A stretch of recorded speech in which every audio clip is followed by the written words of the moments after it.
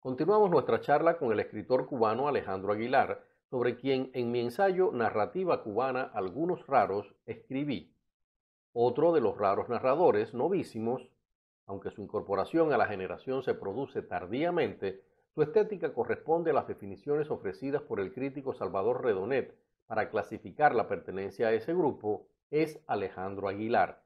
Su mirada es lógicamente más abierta y cosmopolita que el resto de sus colegas generacionales, precisamente por su experiencia de vida que le permitió muchos años de confluencia con otras culturas. De ahí que, como he escrito en otros ensayos sobre el tema, en su narrativa se perciba una cubanidad cosmopolita, o lo que es lo mismo, un análisis reconstrucción creativo de los más acuciantes conflictos de la realidad nacional, pero desde una perspectiva más universal y en una mixtura muy fina entre lo testimonial y lo ficcional. En la década de finales del 80, principios del 90, sucedió en Cuba una eclosión creativa impresionante en todos los géneros, es decir, en todas las modalidades de la cultura. Y fue como una especie de reacción a todo el silenciamiento, la censura que había existido en la década del 70 y principio de la década del 80, ¿no? Pero fue una época justamente en la que también entonces nosotros coincidimos en la caída del campo socialista con todo lo que eso significó para Cuba en materia vamos a decir, de una especie de contracción económica horrible que nos llevó al famoso periodo especial. Y justamente en esos tiempos es que tú empiezas a escribir. Lo curioso es que en medio de algo que prácticamente no había dónde publicar, porque no había dónde publicar, tú decías también, no había papel para escribir. Había veces, como mucha gente, uno de nuestros amigos escribió una novela en servilletas. Es decir, son cosas increíbles que uno las cuenta y prácticamente nadie la cree, ¿no? Eso lo vivimos, pero la pregunta es, hoy, ya desde esta perspectiva de haber escrito varias novelas, ¿cómo tú recuerdas justamente esos primeros años en que tú llegaste, por ejemplo, a nosotros, a nuestro grupo, y empezaste a escribir, o sea, a mostrar, porque ya tú habías escrito algunas cosas, a mostrar cuentos, a mostrar algunos fragmentos de las novelas que habías escrito hasta ese momento, que era Casa de Cambio? ¿Cómo tú recuerdas ese tiempo? Yo lo recuerdo como un tiempo en el que aprendí que lo externo, el entorno, eh, podía ser burlado con la belleza de la literatura. En los momentos, yo era capaz de, con hambre, pedalear hasta, y me acuerdo que una vez lo hicimos. Yo no soy formado en talleres literarios ni nada de eso, aunque en esa época me relacioné un poquito y fui a ver a las cosas porque, o sea, para tener referente, confrontar lo que yo estaba haciendo con lo que se estaba discutiendo en esos talleres. Y yo era capaz de montarme en una bicicleta, ir hasta La Víbora, porque había un taller que se estaba haciendo por allá, o ir a Tarregla, o ir a La Habana Vieja. ¿Y por qué? Porque sabía que en la literatura estaba la única posibilidad de contemplar o de participar o de crear lo bello, que era, yo lo sentía como la salvación, como más fuerte que todo el entorno. ¿Recuerda? Que yo estaba entonces recién divorciado, tenía 2 hijos, no podía dejar de atenderlos, yo tenía que bicicletear hasta Guanabacoa desde el Vedado, y que estuve un año en el que prácticamente a base de alcohol y de café, porque si caía una posta de pollo en la mano tenía que ir a Guanabacoa a llevárselo a mis hijos para que comieran. Entonces, en una situación tan límite y extrema, por suerte Cuba está en el Caribe y es bello el clima y la gente es chévere, pero más allá de eso, la literatura era la única salvación que encontré. Puede ser que haya gente que se salve de otra manera, pero para mí fue la literatura. Y por discutir un cuento contigo, por conversar con un amigo que estaba trabajando igual que yo, en la misma, desde cierta identidad, ¿cómo era que decíamos? Ideoestética. Ideoestética. Con esa identificación ideoestética yo me sentía que pertenecía al mundo. Fuera de eso era un paria, como éramos todos en ese momento. Y entonces, te digo, yo por eso sobreviví. Siempre me quedó latentemente yo no puedo vivir aquí, no puedo, porque ya yo no podía entenderme ni con la forma en que se manifestaba la gente, ni discutir con la gente, porque teníamos perspectivas muy diferentes. Y me metí a trabajar con Marianela también, a acompañar, porque era mi trabajo. Yo me quedé prácticamente sin trabajo y entonces trabajé con ella y hacía la producción de su compañía, relaciones públicas. Llegué hasta meterme en la escena con ella en una obra que fue un homenaje a su padre, que fue una figura que me inspiró muchísimo también. Un gran periodista de los años 50 en Cuba, que tuvo una historia tremenda y un final que todavía no se conoce muy bien cómo fue. Se dice que murió acompañando a la visita del Che Guevara a Argelia en el año 63, pero las circunstancias de su muerte se desconocen. Se dice que fue un accidente en una caravana donde el único que murió fue él. Y él tenía los antecedentes de haber tenido conflictos personales y debates públicos criticando a Fidel y al movimiento 26 de julio desde los años 50 por la violencia. Entonces hay toda una serie de cosas raras, pero no, esa no es materia que quisiera abordar. Es materia para una buena novela, además. Lo es, pero esa es una novela que debe escribirse con certezas. Sí, exactamente. Te debo hacer una pequeña anécdota para los que conozcan. El que tú decías algo que es muy interesante, todos éramos parias.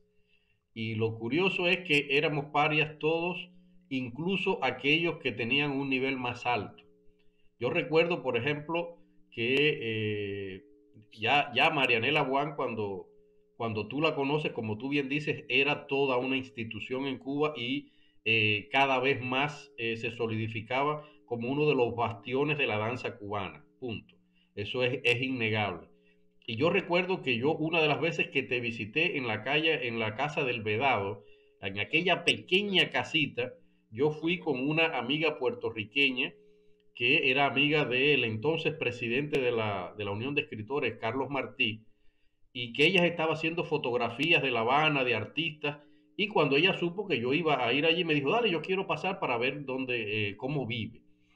Y cuando ella vio desde fuera, porque ese día ustedes no estaban, la casita donde ustedes me decía, pero cómo esta persona, si es tan importante, tan grande, que tiene un nombre ya en la historia de la danza cubana, ¿cómo es posible que viva así? O sea, eso lo cuento para que la gente sepa a qué nivel de qué nivel de parias éramos nosotros en ese tiempo, que todos estábamos haciendo literatura, creando en todos los ámbitos, pero prácticamente no teníamos nada. Pero en esa misma casita se había hecho, se habían presentado las obras del teatro vanguardista más rupturista que se había hecho en Cuba, las obras de Víctor Varela, que fue el compañero anterior de Marianela. Ahí se habían presentado Los Gatos, se había presentado La Cuarta Pared, porque a Víctor no lo dejaban presentar sus obras en los teatros, porque el gobierno no lo podía entender, no lo sabía leer, y en fin, el mar. Cuando yo llegué a conocer a Marianela, todavía en la sala estaban los pedazos de escenografía colgando de las paredes, y ahí se hacía lo que se hacía.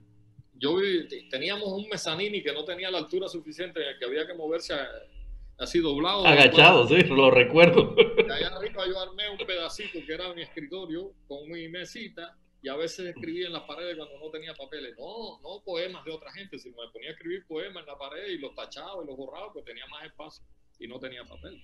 Entonces sí, claro, yo te digo, y parecerá a quien no nos entienda o a quien piense diferente no lo entenderá, pero la cosa material no es lo que ha determinado nuestras vidas. A uno le sale bien una cosa, le va bien en un momento, le va mal en otro, pero no ha sido lo que nos ha determinado. En lo absoluto. Y yo creo que lo que nos ha salvado es ser como nosotros. Cuando vivimos en Estados Unidos había momentos que tú decías, bueno, estamos vivos porque somos tú y yo, y porque nos amamos, y porque nos refugiamos en esto. Y las noches nuestras siempre han sido de conversación sobre el arte, siempre. Esa es la rutina nuestra, sentarnos con un traguito y hablar sobre obra y creación y la vida, ¿no? También. Pero nada, el mundo está lleno de gente loca y yo creo que nosotros estamos en la parte de los no cuerdos. De los no cuerdos. Paisaje de arcilla, Ale, lo he dicho muchas veces y lo voy a volver a decir, es un libro esencial para entender la narrativa cubana de nuestra generación y yo pienso que de esos años, los años 90. Pero es un mundo, lo tengo que decir también, que no tiene, que sí, está conectado con tus novelas posteriores, pero de muchos modos es distinto. Es un mundo más, digamos, más cruel, más duro, más rabioso incluso, en muchos sentidos. ¿Qué crees ahora, después de haber escrito todas esas novelas de aquel primer libro, Paisaje de Arcilla, que para mí además sentimentalmente, como lo sabes, es un libro que quiero mucho también, ¿no? Me sorprenden y me emocionan tus palabras, pero al mismo tiempo tengo que decirte que ese libro fue hecho desde el amor, no desde el odio, a pesar de que habla de una experiencia brutal, pero precisamente mi intención al escribirlo fue una suerte de homenaje a aquellos muchachitos. ¿Te acuerdas que fuimos militares teniendo entre 11 y 15 años? 15 años. Usaba la talla 8. Cuando me ponían las botas rusas aquellas en los pies, yo no podía caminar, era como que me pusieran un bloque. Los padres, con la mejor de las voluntades, pensando en que nos íbamos a formar para la revolución, a veces por las necesidades de quitarse un hijo que alimentar de encima, de no tenerlo todo el tiempo en la casa para que tuviera qué cosa comer en su escuela. Y el sistema para lo que se dice, que a mí es una frase que me parece siempre muy de pacotilla y propaganda, lavarles el cerebro. Pero eso fue lo que sucedió. Querían hacer el hombre nuevo ese que inventó el Che y adoctrinarnos. Y ya tú en el libro tú siempre recuerdas ese capítulo de Noche de Lectura, para que era de la manera en que podíamos leer, era el libro que nos tiraran enfrente, a la media hora te soltaba y la otra noche cogías otro libro, el que te tocara. Exacto. Entonces, sí, yo amo ese libro. Y a ese libro le ha pasado incluso algo interesante, que tuvo una segunda edición en Chile y precisamente lo editaron un viejo amigo que había trabajado conmigo en Budapest, que decidió, cuando él supo por las redes sociales que yo estaba escribiendo, decidió dedicarse al negocio de la edición. Qué bien. Hermano, sí, bueno, él compraba su negocio, por casualidad era comprar maquinaria de imprenta de Alemania, de segunda mano. Y cuando él se enteró de eso, yo, bueno, pero si yo tengo aquí la imprenta, vamos a hacer una editorial. Y me publicó una segunda edición de Paisaje de Arcilla bilingüe. Es hermosísima, que fue traducida por un Andrew Hurley, que era traductor de Reinaldo Arena y de Borges, un norteamericano que vive en Puerto Rico, maestro de la traducción. Y sin embargo, este grupo de mi amigo Antonio, que fue el que creó esa y sacó la segunda, eran casi todos gente que venía antiguamente de la izquierda. Y su círculo en el que se movía eran izquierdistas, la mayoría, y algunos todavía, pero críticos de todo lo que estaba pasando. Y a mí me llamó la atención que él hubiera querido publicar un libro que esencialmente es crítico muy crítico al sistema. Pero hecho, ya te digo, la intención fue el amor, pero me salió el dolor ahí. Es un libro que yo aprecio mucho, que quiero mucho. Después vino Figuras Tendidas, que es otro libro de cuentos también. Sí. Pero si yo sigo tu trayectoria en los últimos años, es como que tú has abandonado el género, ¿no? Sí. Lo primero que yo quiero preguntarte es ¿cómo tú recuerdas el momento en el que se produjo ese paso, digamos, del cuento a la novela? ¿Por qué razón? Obviamente, es la pregunta, pero y la otra sería, ¿y has abandonado el cuento realmente? Para muchos será un disparate o será una herejía lo que voy a decir, porque quien escribe poesía lo defiende como el género más perfecto y el que escribe cuento cree que es el mayor y el novelista siempre defiende la novela. Fíjate que yo empiezo por la poesía porque era como la reacción emocional primera. Expresarte brevemente, sin necesidad de mucha construcción aparentemente. Luego empiezo a escribir cuentos y ese cuento es un lenguaje, a mí los géneros y las barreras entre los géneros nunca me ha interesado. Yo me expreso de la forma en que me siento más cómodo y de la forma en que creo que lo que tengo que decir se adapta mejor. Entonces empecé esos cuentos que recuerdas la anécdota de que creo que fue Garrandé que me llamó un día cuando presenté Paisaje de Arcilla precisamente a concurso, a Pinos Nuevo, y me dijo, no, pero esto no es, lo presenté como poesía. No, esto tenemos un problema, que todo el mundo le gusta el libro, pero esto no es poesía, es cuento. Y bueno, yo lo escribí, ustedes son los que ponen las clasificaciones. Y luego, el cuento venía a ser como un pequeño entrenamiento, no consciente, pero creo que era eso, como empezar en la prosa, como adentrarme en la prosa, y además estaba reaccionando con esos cuentos a las experiencias cotidianas prácticamente que teníamos en Cuba con el periodo especial. ¿Te acuerdas que Figura Extendida tiene mucho que ver con situaciones concretas de la vida en ese momento? Pero yo sentía que tenía muchísimo dentro que decir, muchísimo, y que no me alcanzaba la extensión de un cuento, de un libro de cuentos, que yo podía atreverme, que yo tenía material como para atreverme con una escritura de largo aliento, más compleja, donde hubiera más personajes, más interacciones, más tramas y subtramas, más complejidad. Y por eso fue que entonces me atreví con Casa de Cambio, que había sido la experiencia que no podía dejar que se me perdiera, de esas transformaciones en los campos, en los países socialistas en aquel momento.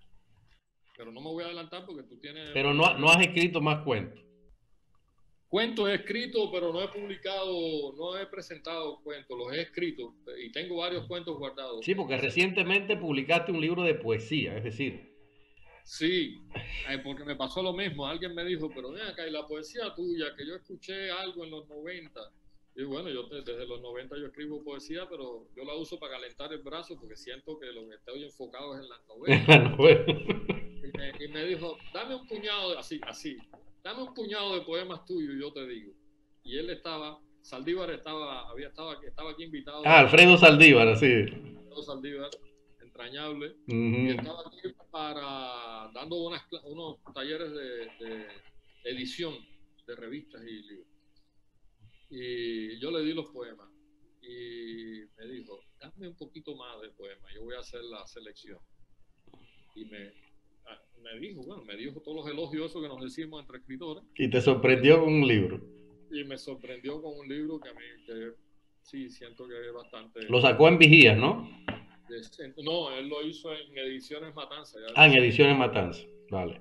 Sí, porque hay que decir algo, Alfredo Saldívar fue en esa época justo del 90, se le ocurrió hacer esa locura hermosa que son las ediciones Vigía, que fue para que la gente conozca hasta qué punto estábamos nosotros en Cuba sin poder publicar, fue buscar por toda la ciudad recortes de periódicos, de cartón, de cualquier papel que pudiera escribirse, y en esos papeles se hacían libros, revistas con eso.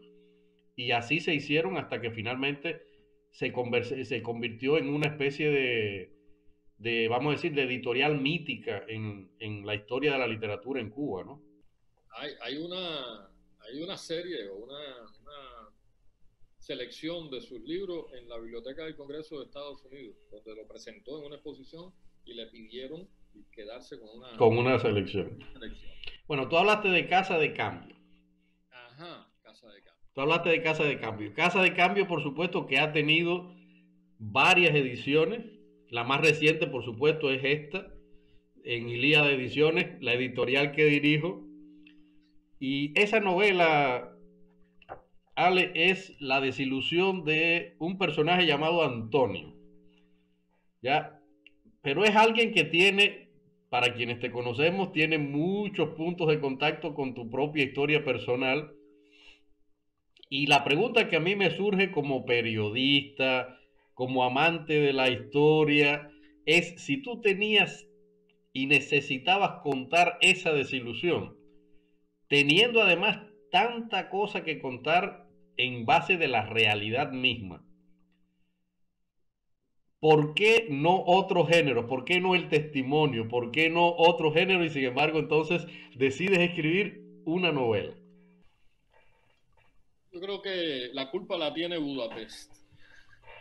Si tú has estado en una ciudad o vivido, porque estar es una cosa, vivir es otra, en una ciudad como Budapest, y si has tenido las vivencias que yo tuve en ese tiempo, no solo con Hungría, sino con el mundo, son muchas las cosas que te marcan full, pero que te marcan de arriba abajo y que tú quieres abarcar lo más posible.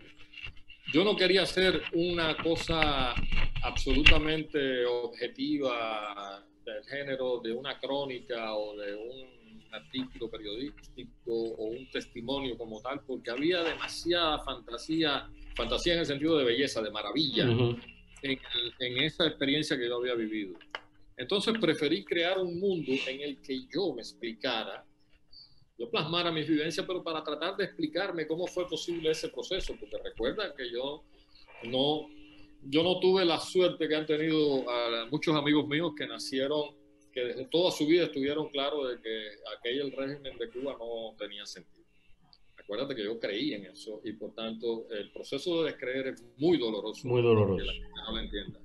Porque te has pasado toda tu vida seguro de que esto es así y empiezas a ver que eso no es tanto así y cuando te das cuenta que eso incluso era contrario a lo que tú pensabas, es horrible y es doloroso. Para mí ha sido un proceso duro, no es tan fácil como decir, abajo la dictadura. Pues espérate, es verdad, abajo, pero primero hay que llegar, yo quiero llegar ahí, yo no quiero repetir lo que escuché decir.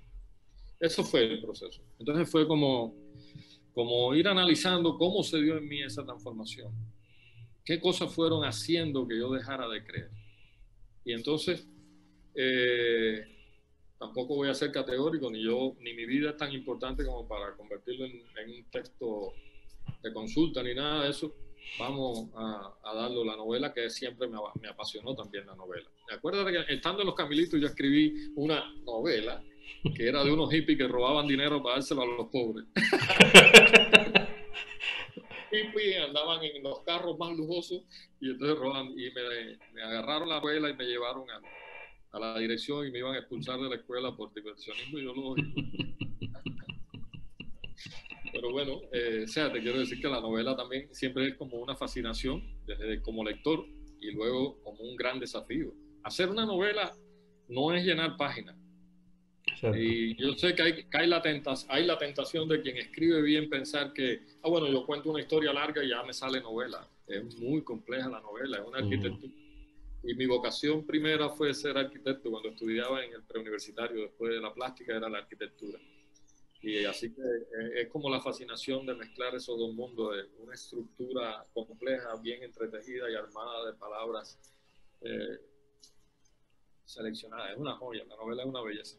Yo hablé de esa novela, Ale, como una novela de tesis, justamente porque es una novela en la que se desnuda las caras ocultas del supuesto humanismo de ese sistema.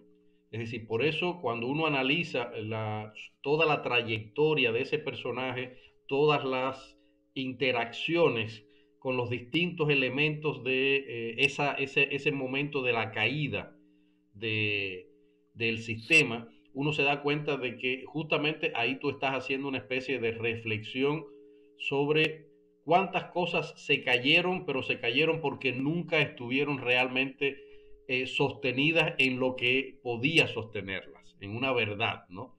O sea, básicamente esa es la historia, ¿no? Por eso yo siempre hablo de Casa de Cambio y que la recomiendo siempre como una novela de tesis muy dura, muy interesante, porque además estamos hablando de una novela que encima trae una carga de aventuras impresionantes. O sea, no vayan a pensar que es un tocho aburrido. No. Es una novela que se lee también muy rica, muy ricamente y con mucha aventura por medio, ¿no?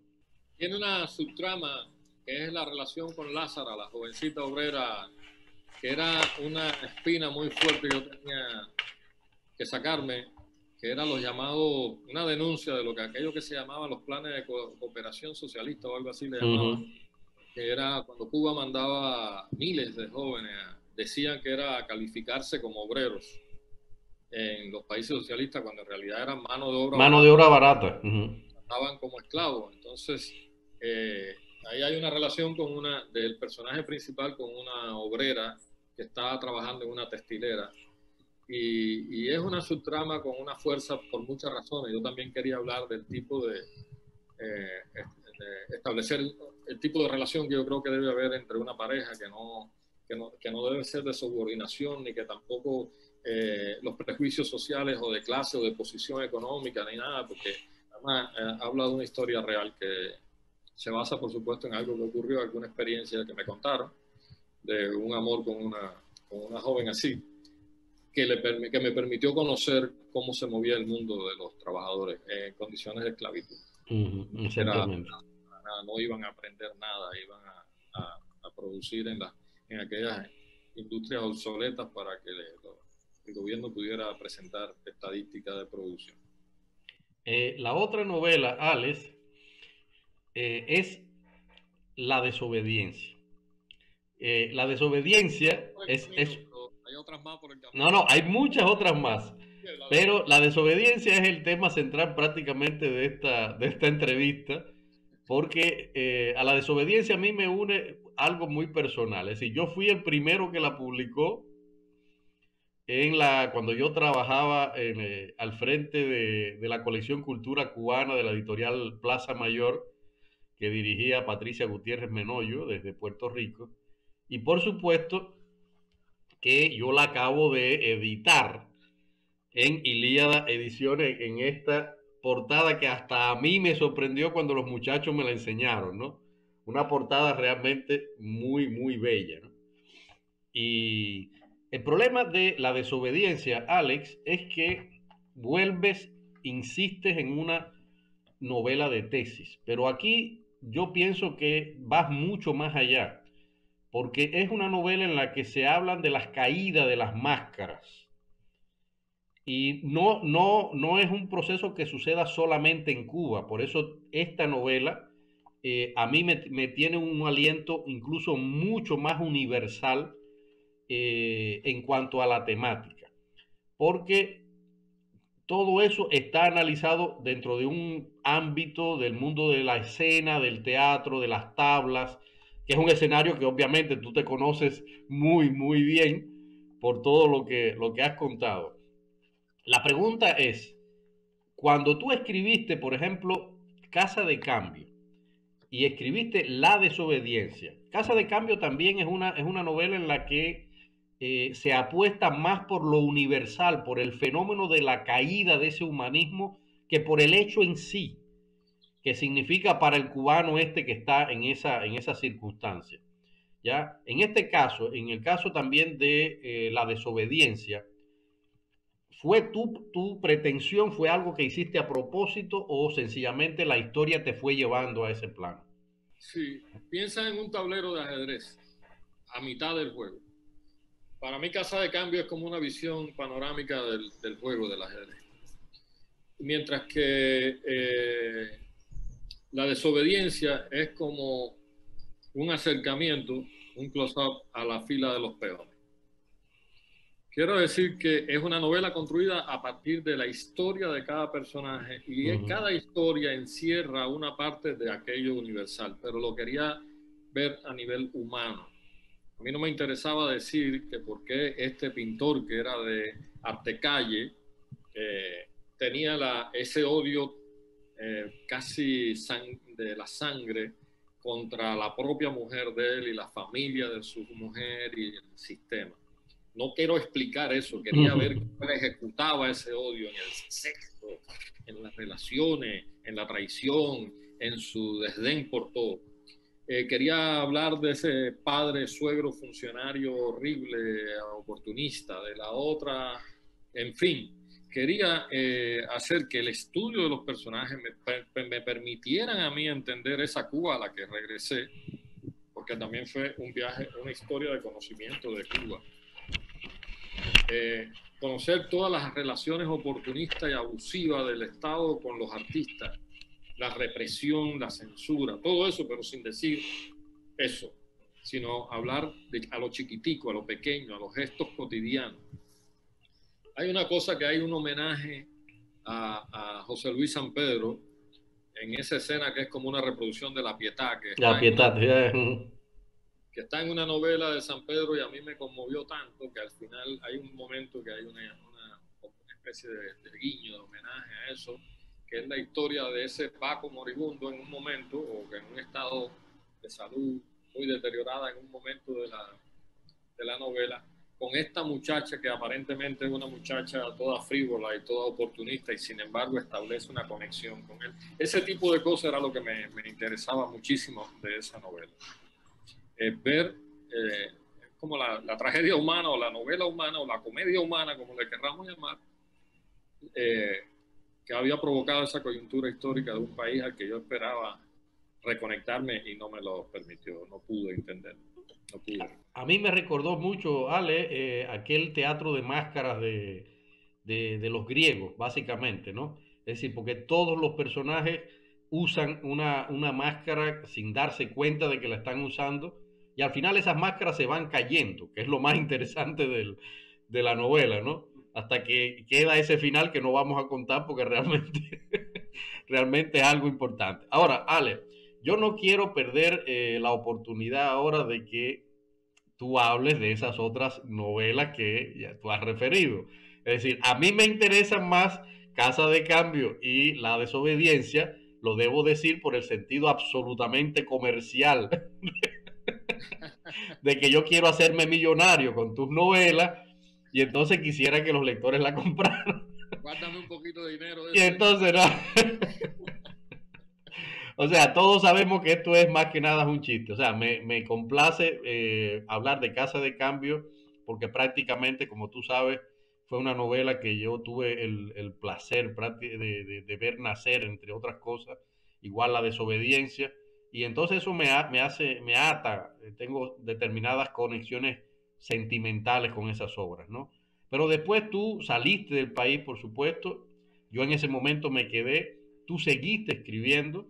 Años después volvimos a conectarnos, ya yo también en el exilio, y ya hoy tú eres un escritor con una obra absolutamente amplia, tienes 4 novelas más, además de esta que hemos dicho, y yo quisiera hacerte una especie de reto, ¿no? Muy breve, de que tú trataras, además de estas que ya hemos mencionado, que tú trataras de algún modo contarnos por qué y de qué van esas otras novelas que tú has escrito. Bueno, Fijar la mirada es una novela que resultó publicada por el Premio Internacional de Novela de Casa de Teatro en el 2009. Es una novela que es una historia que une la vida de un bombiván, no, una especie de aventurero, el errante, de una persona que ha vivido mucho y que se enreda, tiene una relación sentimental con una nicaragüense.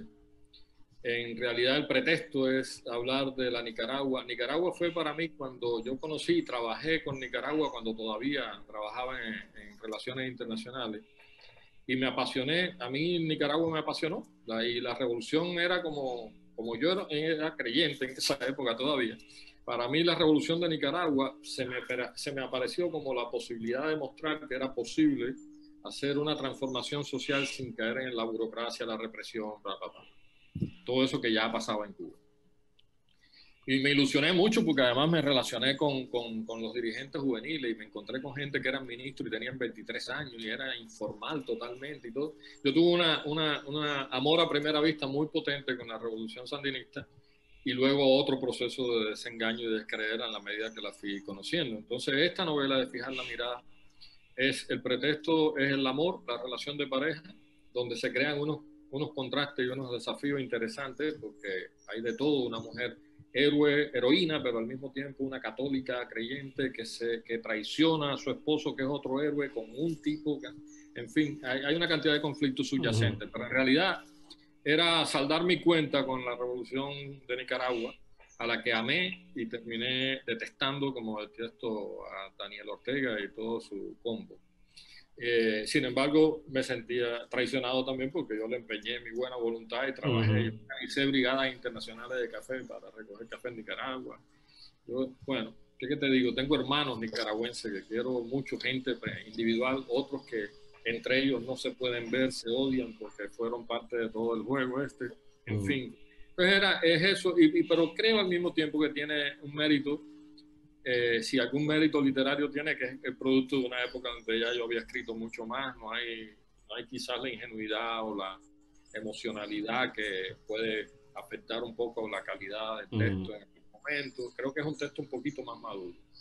Después está no sé si quieres preguntar sobre eso, pero para decirlo rápido, está mi experiencia americana recogida en una novela que se llama El cliente tatuado.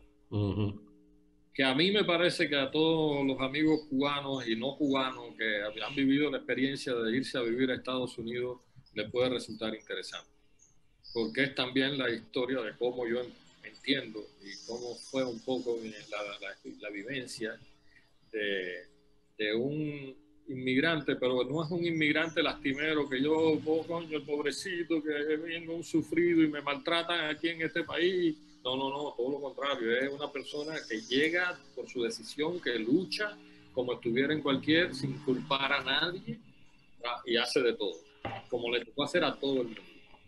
Hay una historia dentro de esa novela que a mí me fascina, porque el protagonista y el coprotagonista o su antagonista es un tipo que trabaja en un dealer vendiendo carros y su tutor, este es por supuesto un cubano, y su tutor es un húngaro, o sea, es un norteamericano de origen húngaro, judío, de ultraderecha, que fue francotirador en la guerra en Vietnam y lleva la cuenta y él sabe cuántos vietnamitas exactamente él mató en la guerra. Y este cubano, que es un cubano inmigrante, que no tiene ninguna ideología manifiesta, pero por supuesto, por ser cubana, el otro le dice comunista. Que se da y es en la época de Bush,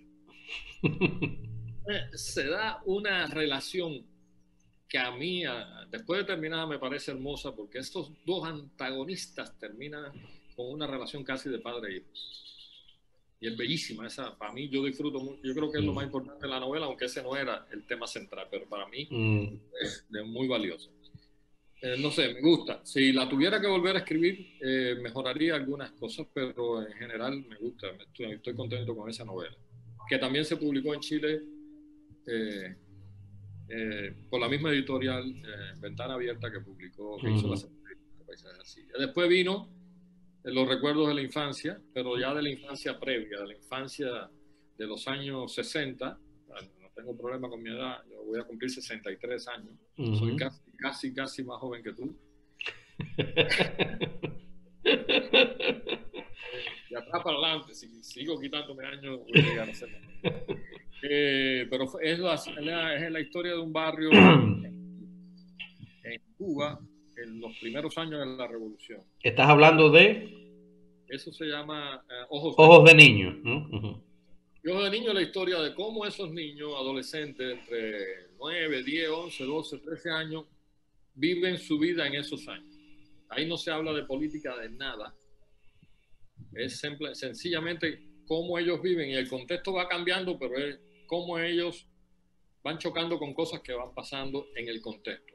Es más bien una obra de regodeo literario de la búsqueda de la belleza en la miseria, porque es un barrio tan humilde como donde yo pasé mi infancia.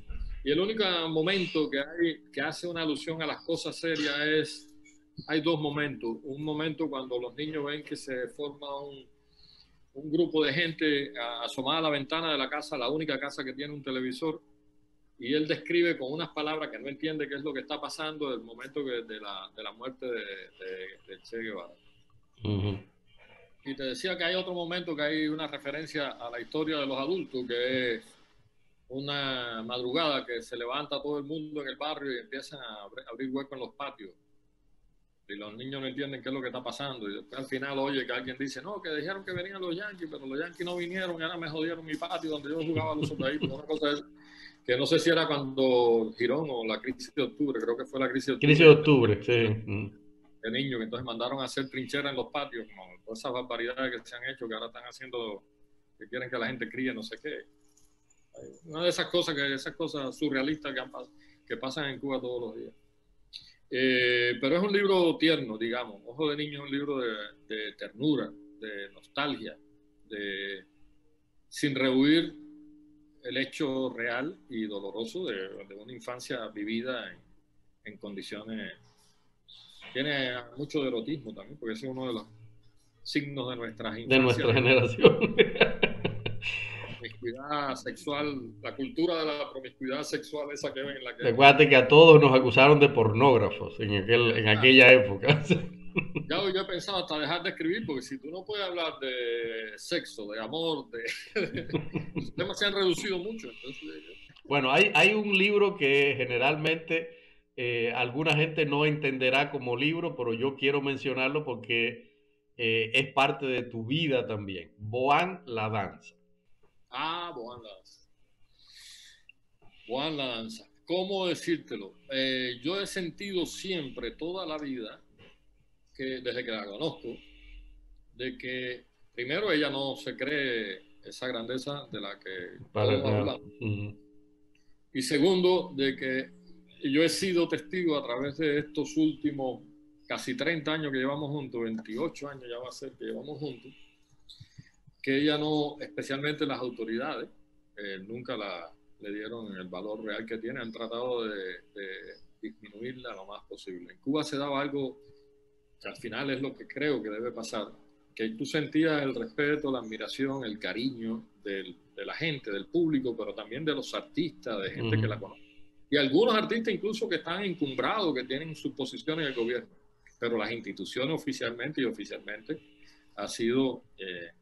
Entonces, ese maltrato estimuló mucho la idea de hacer un libro que recogiera no solamente parte de su obra, sino también parte de su vida como ser humano, porque definitivamente la vida de los artistas determina mucho su creación, aunque a mí no me interesa enterarme si consideramos artistas también, si hablamos también de los artistas populares, de esos que a la gente le gusta, la música, eso, los músicos famosos y esas cosas, a mí no me interesa quién se casa con quién y si tiene dinero o no tiene dinero, pero al mismo tiempo la creación está mucho determinado por el ser humano, por la vida del ser humano que la crea, que la produce. Entonces yo quise hacer eso y lo hicimos en unas condiciones porque trabajó ella mucho junto conmigo, me ayudó muchísimo, por supuesto, no fue algo hecho a su espalda, en condiciones muy difíciles porque muchos de los materiales de su vida se perdieron, que hablaban muchos periódicos, recortes de revistas, mucho material se perdió en Cuba cuando la tormenta del siglo, aquella en el 93, ella y yo estábamos trabajando en Martinica 4 meses y fue la inundación. Ya en la casa, en la cuevita que tú conociste, el agua entró hasta esta altura. No salvó nada de lo que estuviera en planta baja. Estando ya fuera de Cuba, con una relación no muy fluida de parte de ella y con una relación casi cero de parte mía con el país, pues se hacía difícil recopilar cosas. Pero yo vivíamos en ese entonces en un apartamento de 3 habitaciones y una de las habitaciones la cogimos para aquí en República Dominicana y armamos como un puesto de mando, eso como en las películas de crímenes que están todas las fotos en la pared y la rayita, lo que une esto con esto. Estuvimos tratando de armar en pedazos parte de su vida y la verdad es que recibí mucha respuesta positiva de muchos críticos importantes, de mucha gente incluso en Cuba, amigos, críticos, estudiosos, otros artistas, productores, directores de festivales en el mundo, etcétera, que contribuyeron a enviar materiales porque no teníamos realmente mucho y la parte biográfica, que es la primera, se nutrió mucho de nuestros propios recuerdos. Hay cosas más duras todavía que yo quería decir y en un punto de la creación del libro acordamos que el libro no fuera un libro de rencilla y de odio y de tratar de hacer justicia a lo que yo quería, dar a conocer más de ella para que el reconocimiento lograra trascender a esos obstáculos que le pone el sistema.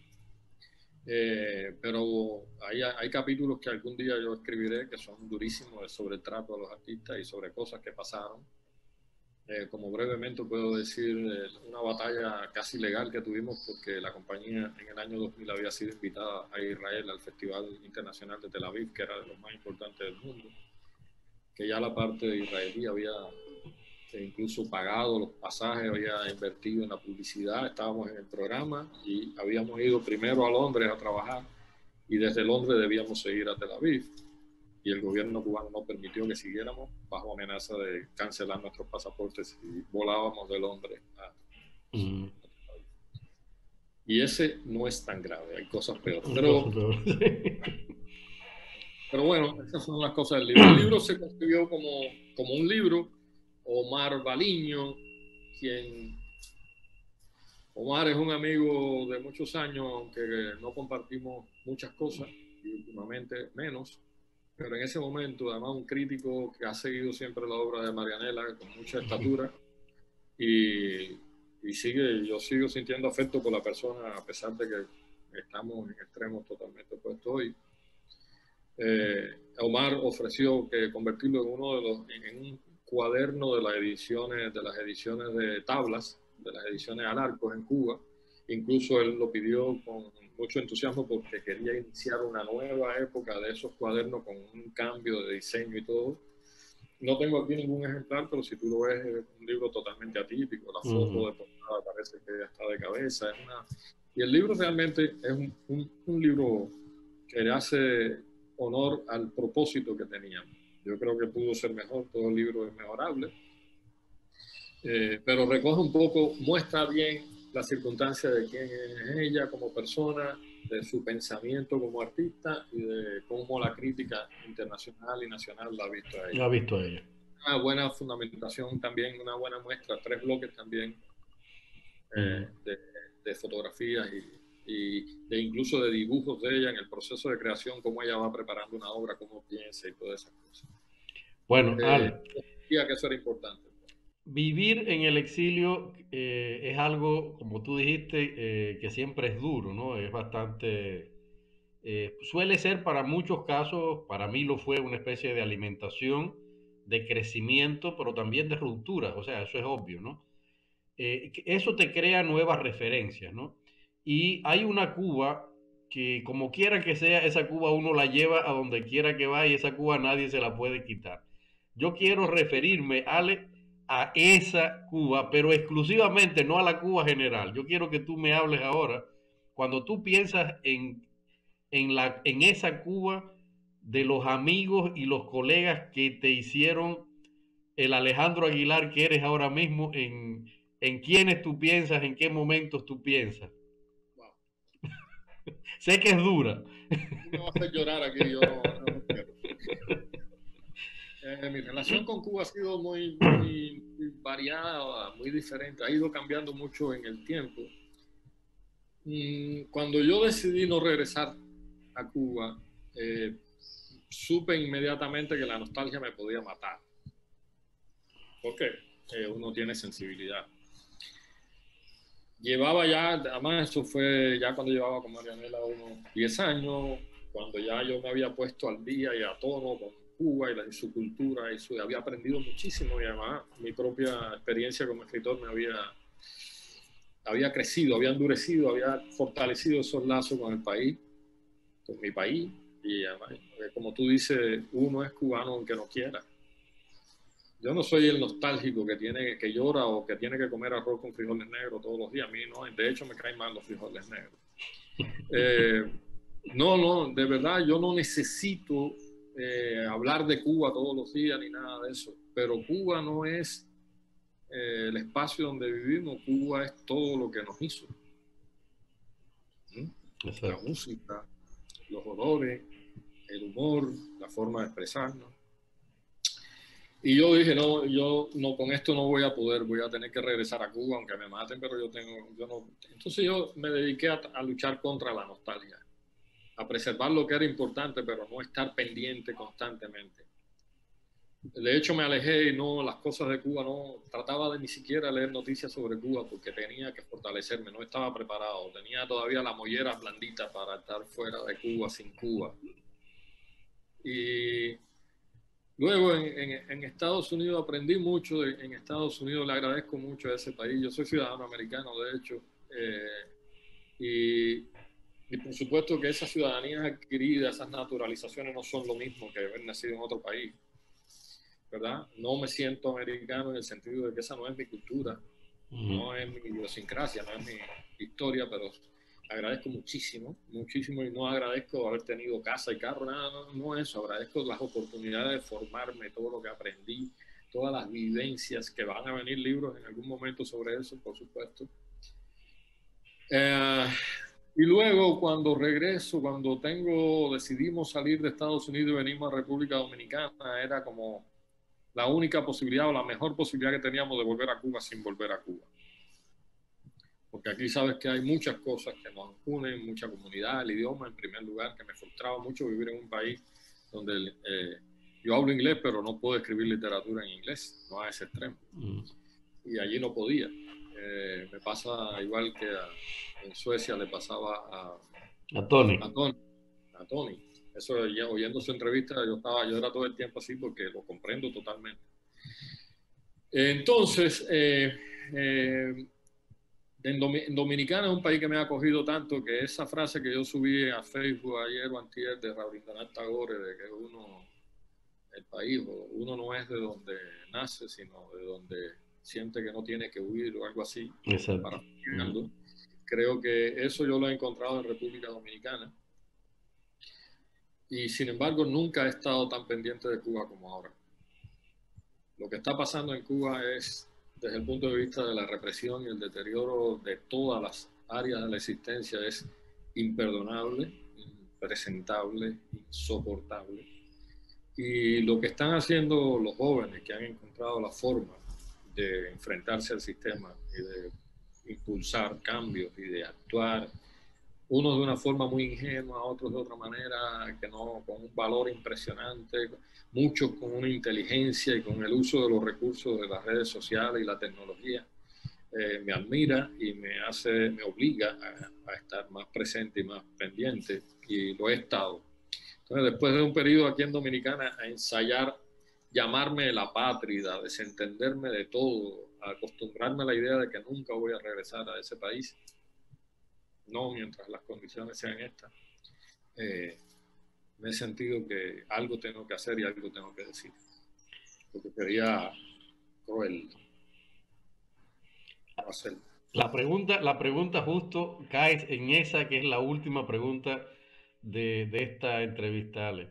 Tú has dicho, y lo has dicho varias veces en varios lugares, que República Dominicana se ha convertido en algo así como tu segunda patria y que agradeces profundamente todo lo que te ha dado y la acogida que te ha dado República Dominicana, ¿no? A pesar de ser una nación subdesarrollada, con montones de problemas, etcétera, etcétera, pero que tú estás muy agradecido. La pregunta ahí tiene que ver con eso que tú decías. Es decir, obviamente ya diste la respuesta. No quieres regresar a Cuba mientras estemos viviendo esta terrible situación que estamos viviendo por culpa justamente de este cambio del castrismo al neocastrismo que parecen pretender querer eternizarse, ¿no? La pregunta es, ¿qué condiciones o en qué Cuba tú quisieras vivir si pudieras regresar?